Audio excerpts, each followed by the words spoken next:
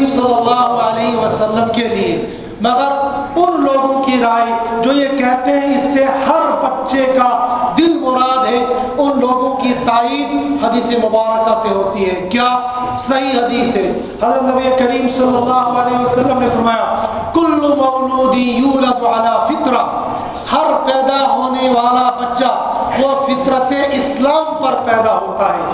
فَأَبَوَاهُ يُحَوِّدَانِهِ وَيُنَصِّرَانِهِ وَيُمَجِّسَانِهِ، پھر اس کے ماں باپ یا تو اس کو یہودی بناتے ہیں یا اس کو نصرانی بناتے ہیں یا اس کو اور بت پوجا کرنے والے بنا دیتے ہیں۔ گویا پتہ یہ لگا اول وہلہ کے اندر پیدا ہونے والا بچہ یہ فطرت اسلام پر پیدا ہوگا، اور اس کی تائید اور قرآن پاک کی دوسری آیت سے ہوتی ہے یطوف علیہم ولدان مخلدون، ان جنتی لوگوں کے پاس کچھ نوجوان بچے جو نہ بالکل جوانی میں ہوں گے اور جو نہ بالکل بچپن میں ہوں گے اور نہ بالکل بڑھاپے میں ہوں گے، بلکہ بین بین ہم اس کو کہیں گے تقریباً 20 سال کی عمر کے، 25 سال کی عمر کے خوبصورت نوجوان ہیں، 20 سال کی عمر سے نیچے بچے۔ مفسرین نے کہا ہے وہ بچے وہ ہوں گے جو کفار و مشرکین کے بچپن کی حالت میں دنیا سے چلے گئے اور نہ ان کے سامنے ایمان کی کیفیت آئی نہ ان کے سامنے کفر کی کیفیت آ گئی، دنیا سے چلے گئے۔ اب اللہ پاک ان کو جہنم میں نہیں بلکہ جنتی لوگوں کا غلام بنائے۔ ہر پیدا ہونے والے بچے کے دل کے اندر اللہ نے یہ فطرتی طور پر نور ایمان رکھا ہے۔ پھر جب بچہ بڑا ہو جاتا ہے، اب اگر ماں باپ اس کی قرآن کی طرف رہنمائی کریں گے، حدیث کی طرف رہنمائی کریں گے، اللہ اور اللہ کے رسول کی طرف رہنمائی کریں گے، تو یہ اس کو اسلام کی طرف لے جانے والے ہیں۔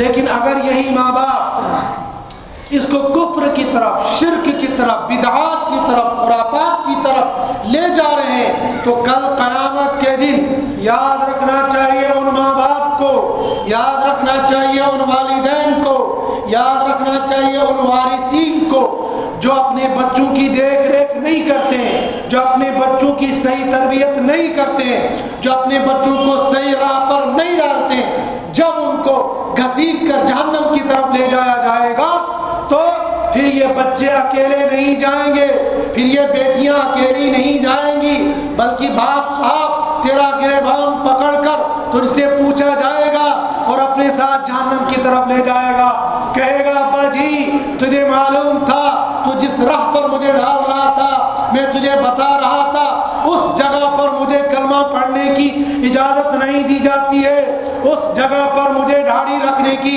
اجازت نہیں دی جاتی ہے، اس جگہ پر اسی دن جو عید کا دن ہوتا ہے، جو ہفتے کی عید کا دن ہوتا ہے، جو ہفتے کے لیے بابرکت دن ہوتا ہے، اور آج کے مسلمان کو جمعے کے دن کو ایک دوسرے کے لیے مبارکباد پیش کرتے ہیں، لیکن ابا جی تجھے معلوم تھا 1 بجے سے لے کر 3 بجے تک میرا پیپر رکھا جاتا تھا، میرے لیے نماز کی اجازت نہیں ہوتی تھی، تو نے اس کے خلاف کوئی آواز بلند نہیں کی یا مجھے اس اسکول سے نہیں نکالا یا ان لوگوں کو بتایا نہیں، لہذا ابا جی جو 3 جمعہ میں نے چھوڑے اور ان 3 جمعوں کی وجہ سے میرے دل سے ایمان کو نکال کر کفر ڈال دیا گیا ہے، او ابا جی آپ تو بھی میرے ساتھ جہنم کی آگ میں ڈالا جائے گا۔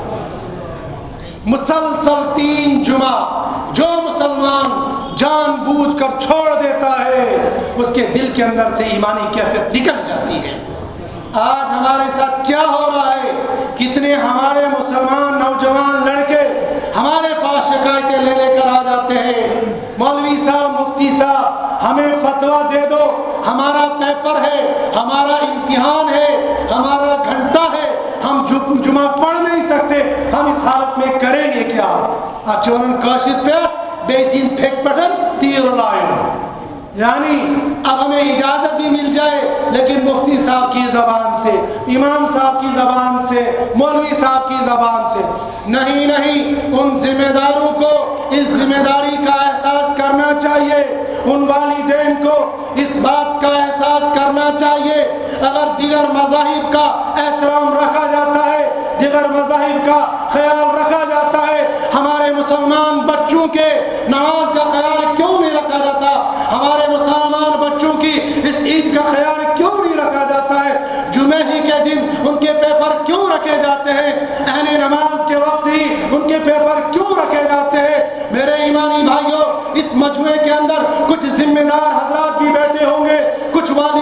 بیٹھے ہوں گے، میرا کام تو کہنا ہے، میرا کام تو آپ کے تک پیغام کو پہنچانا ہے، ہم دین کے ٹھیکیدار نہیں ذمہ دار ہیں، ہمارا کام ہے آپ تک پہنچا دینا، آگے معاملے کو بڑھانا، یہ آپ کا کام ہے۔ ان ذمہ داروں سے کل قیامت کے دن کرسی پر بیٹھنے والوں سے اللہ پوچھیں گے، آپ ایک قوم کے ذمہ دار تھے، کلکم راعٍ وکلکم مسئول عن رعیتہ، تمہارے ماتحت جتنے تھے ان ماتحتوں کے بارے میں تم سے پوچھا جائے گا، تم نے ان کے بارے میں کیا خیال کیا۔ یہ ماں باپ سے بھی پوچھا جائے گا، ماسٹر سے بھی پوچھا جائے گا، اس کے منسٹر سے بھی پوچھا جائے گا، ہر تہبتے جو بھی کچھ ایک درجے بر درجے چل رہے ان سب سے پوچھا جائے گا۔ میرے ایمانی بھائیوں، یہ کرسی رہ جائے گی، یہ دفتر رہ جائے گا، یہ سارا نظام رہ جائے گا، لیکن میرے ایمانی بھائی جو 3 جمعے اور 3 نہیں کئی جمعے ان کے امتحان کی نظر ہو جاتے ہیں، ان کے ایمان کا خیال کون کرے گا؟ ان کے ایمان کی فکر کون کرے گا؟ ان کی اس نماز کی چھوٹنے کی ذمہ داری کس کے کندھوں پر ڈالو گے؟ میرے ایمانی بھائیوں، یہ آپ کے کندھوں پر رہے گی، یہ والدین کے کندھوں پر رہے گی، یہ اسکول والوں کے کندھوں پر رہے گی، یہ ذمہ داروں کے کندھوں پر رہے گی۔ ساری تعلیم دے دو، ڈاکٹر بھی بناؤ، انجینئر بھی بناؤ، سب کچھ بناؤ، ارے دنیا کا ذمہ دار بناؤ، مگر کم سے کم اس کو نماز والا تو بناؤ، اس کو دیندار تو بناؤ۔ یہ کیا المیہ ہو گیا، آج ہمارے بچوں کو نماز کی فرصت نہیں۔ اگر وہ پیپر چھوڑ دیتے ہیں ان کی زندگی کا نقصان ہو جاتا ہے، ان کی لائف کا نقصان۔ آج تو ان کی نہیں ہماری لگی ہوئی ہے، مولویوں کے لیے یہ کرو، ارے مولوی تو کوئی کہتا بھی نہیں ہے، تم ان بیچاروں کی کرو نا۔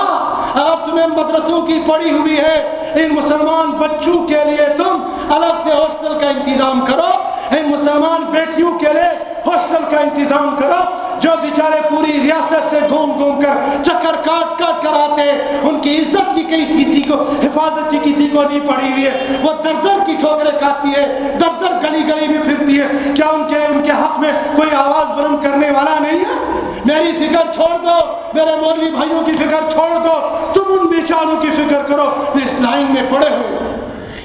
الگ سے ان کے کالجوں کا انتظام کیا جائے، الگ سے ان کے ہاسٹلوں کا انتظام کیا جائے، الگ سے ان کی پڑھائی کا انتظام کیا جائے، تاکہ یہ دنیاوی اعتبار سے بھی آگے بڑھے، لیکن یہ دین کے اعتبار سے بھی اپنے دین کے اندر رہے۔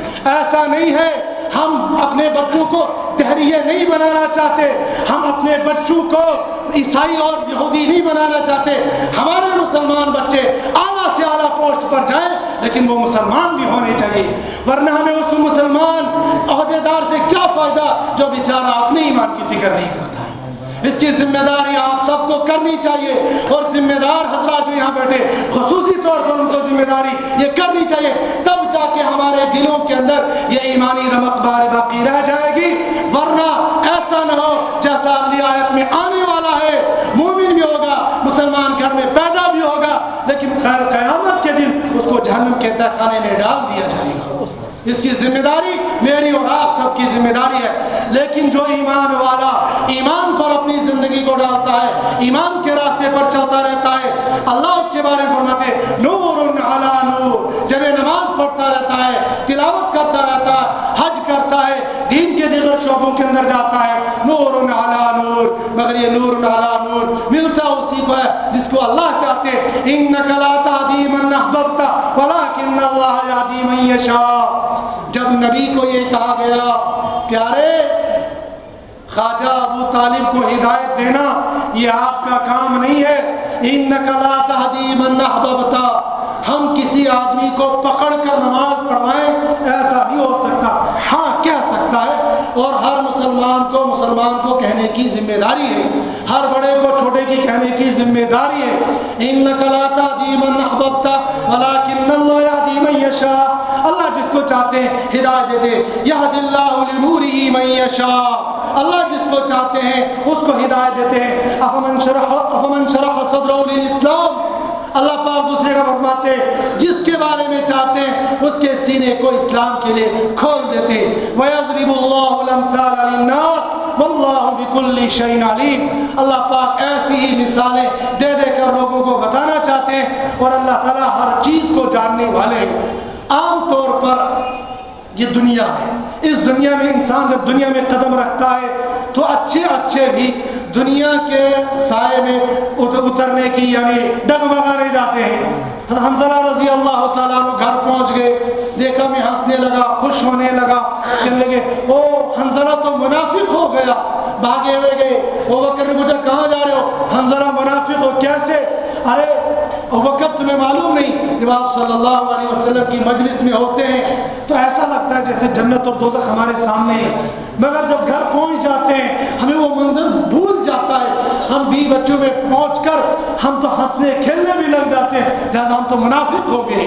اس لیے کہ ایمان کی ایک کیفیت اگر نہیں رہی وہ تو نفاق ہے. ابوبکر نے فرمایا یہ حالت تو میری بھی ہے, دونوں چلتے ہیں. وہاں پہنچ گئے, آپ صلی اللہ علیہ وسلم نے فرمایا حنظلہ ابوبکر اگر تمہاری حالت وہی رہ جائے جو میرے پاس رہتی ہے, تمہارے بستروں میں تمہارے راستوں پر فرشتے تم سے مصافحہ کرنے لگ جائیں گے. یہ دنیا ہے. جب بندہ دنیا میں چلا جاتا ہے کچھ نہ کچھ تو دنیا اپنے اثرات دے دیتی ہے, لیکن بندہ جب مسجد کے اندر آتا ہے, جب قرآن کھول کے لیے بیٹھ جاتا ہے یا کوئی بیان سننے لگ جاتا ہے, یقینی طور پر اس کے دل کے اندر کچھ نہ کچھ اللہ کی محبت, نبی علیہ الصلوۃ والسلام کی محبت اور آخرت کا تصور آ جاتا ہے. اسی نسبت سے اللہ پاک نے فرمایا کیونکہ ایمان کی کیفیت بنتی اور بڑھتی عام طور پر اکثر طور پر مسجدوں کے اندر ہے, لہٰذا اگلی آیت کے اندر مسجد کا تذکرہ کیا. فی بیوت اذن اللہ ان ترفع ویذکر فی اسمہ یسبح له فیہا بالغدو والآصال. جب تم ان گھروں کے اندر پہنچ جاؤ جن گھروں کے بارے میں اللہ نے حکم دیا, اذن اللہ, یہ اذن لفظ یہاں حکم کے معنی میں حکم دیا اللہ نے کیا, ان ترفع, ان کو بلند کیا جائے. بلند کرنے سے دو مطلب ہے, ایک بلند کرنے سے مطلب یہ ہے ان کو پاک صاف رکھا جائے, اور دوسرا مطلب یہ ہے کہ ان کی تعمیر اچھی کی جائے. جب حضرت نبی کریم صلی اللہ علیہ وسلم نے مسجد کو تعمیر کیا, یوں ہی اوپر سے کھجور کے چھالے پڑے ہوئے تھے, اور آپ صلی اللہ علیہ وسلم, ایک حدیث ہے, آپ صلی اللہ علیہ وسلم صبح کو شب قدر کے لیے اعلان کرنے کے لیے باہر نکلے تھے. آپ کے پیشانی مبارک پر کیچڑ لگا ہوا تھا, اور وہ 21 رمضان مبارک کی رات تھی. وہ اس وجہ سے کہ چھپر کچی تھی, بارش ہوئی اور وہ ٹپک کر وہاں کیچڑ لگ گیا. گویا مسجد ایسی تھی. ابوبکر صدیق رضی اللہ عنہ کے زمانے میں بھی ایسی رہی, تھوڑی سی بہت کشادگی ہوئی, لیکن ویسی عمر بن خطاب کے زمانے میں. پھر جب عثمان غنی رضی اللہ تعالیٰ عنہ کا زمانہ آ گیا, عثمان غنی رضی اللہ تعالیٰ عنہ نے مسجد نبی کو شال کی لکڑی سے کچھ اچھا کر لیا. پھر عمر بن عبدالعزیز رضی اللہ تعالیٰ عنہ کا رحمۃ اللہ علیہ کا زمانہ آ گیا, اور انہیں مسجد کے اندر اور نقش و نگار کر دیے. ان اصحاب اس وقت پر عمر بن عبدالعزیز رحمۃ اللہ علیہ کے دور کے اندر کبار صحابہ موجود تھے, انہوں نے یہ سب کچھ دیکھا لیکن کسی نے اعتراض نہیں کیا. یہیں سے سیدنا امام اعظم رحمۃ اللہ علیہ نے فرمایا اگر نما نہ ہو, یعنی لوگوں کو دکھانے کی نیت نہ ہو, ریاکاری کی نیت نہ ہو, بغیر اخلاص کے ساتھ اللہ کو راضی کرنے کی نیت سے مسجد کو اچھا کیا جائے, خوبصورت بنایا جائے, تو اس کی اجازت ہے. مسجد کے اور بھی آداب آئیں گے, اور مسجد کے سلسلے میں اور کیا اللہ کے رسول کی فرمانی وہ انشاءاللہ اگلے جمعے میں اللہ پاک مجھے بھی آپ کو بھی عمل کرنے کی توفیق عطا فرمائے. اس بات کی اس وقت بہت ضرورت ہے کہ ہم اپنے ایمان کی حفاظت کریں. پہلے یہ بتایا جاتا تھا اعمال کی حفاظت کرنا بہت مشکل ہو گیا ہے, لیکن آج کے دور کے اندر حالات اتنے بگڑ گئے ہیں, قرب قیامت بالکل قریب آ چکی ہے, لہذا اپنے اعمال تو خطرے میں تھے, ایمان تزلزل میں پڑ گیا ہے. ایمان والا اپنے آپ کو کہتا ہے میں ایمان والا ہوں, لیکن ایسی باتیں کہہ جاتا ہے جس کی وجہ سے بندہ بہت دور چلا جاتا ہے. آپ صلی اللہ علیہ وسلم نے فرمایا تھا ایک دور آئے گا, ایک انسان صبح کو مسلمان ہوگا, شام کو کافر مرے گا, اور شام کو مسلمان ہوگا, صبح کو کافر مرے گا. لہذا اپنی زبان کو بھی چلانے میں احتیاط کرنی چاہیے. جو میں بول رہا ہوں, جو میں کہہ رہا ہوں, اس کے کہنے میں پہلے زمانے میں کہا کرتے تھے پہلے تولو پھر بولو, لیکن آج بغیر سوچے سمجھے بھی بول دیا جاتا ہے, اور پھر انسان کو پتہ بھی نہیں لگتا ہے کہ انسان کہاں سے کہاں چلا گیا.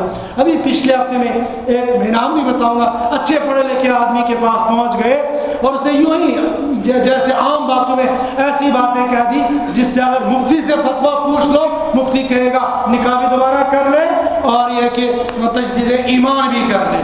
اور ایسی حرکتیں اور ایسی باتیں بہت کی جاتی ہیں, اور और इंसान को पता भी नहीं लगता। मैं एक छोटा सा एक वाक़या आपको बताऊंगा। कश्मीर का एक साथी, कुछ साथी लगे हमारे साथ टूर पर चलो। उसने कहा मैं टूर पर तो चलूंगा लेकिन मेरे 10 दिन ज़ाये हो जाएंगे, उनकी उजरत कौन देगा? उनने कहा कि उजरत हम देंगे। चुनांचे ले गए, 10 दिन के बदले में 10,000 मिल गए। वहां पहुंचे जहां उसको ले जाना था, वहां पहुंचाया, उसको कहा हमारे ये कपड़े ये पहन लो। वो कपड़े पहनाए गए, गले में कुछ डाला गया। फिर उससे कहा क्या हम आपका फोटो खींच सकते हैं? उन्होंने कहा बिल्कुल शौक से फोटो खींच लिए, इसमें क्या हर्ज है? फोटो खींच लिया। लेकिन अब अगर मुफ्ती से पूछ लिया इससे जो कपड़े पहने थे, गले के अंदर जो स्लेब डाली थी, आया इसका ईमान बाकी रहा या नहीं रहा? और वो जवान नहीं था, वो बच्चा नहीं था, वो 70 साल का बूढ़ा था।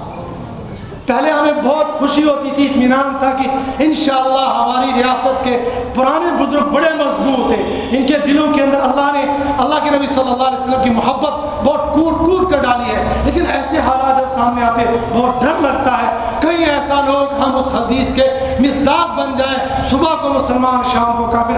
अगर उस हाल में उस बूढ़े बेचारे की मौत आ जाती तो सारी जिंदगी की नमाजें कोई काम नहीं आ जाती, सारी जिंदगी हाजी भी था, हज काम नहीं आ जाता, सीधा जहन्नम के अंदर चला जाता। लिहाजा हमें अपने ईमान की भी, अपने बच्चों की, अपने घर के ईमान की हिफाजत करनी चाहिए और अपने बच्चों के बारे में उनका वाज किया करें। उनको वो जाते हैं तो वहां से आप उनको पूछा करें ये पढ़ते क्या है। अजीब रात की कारगुजारी।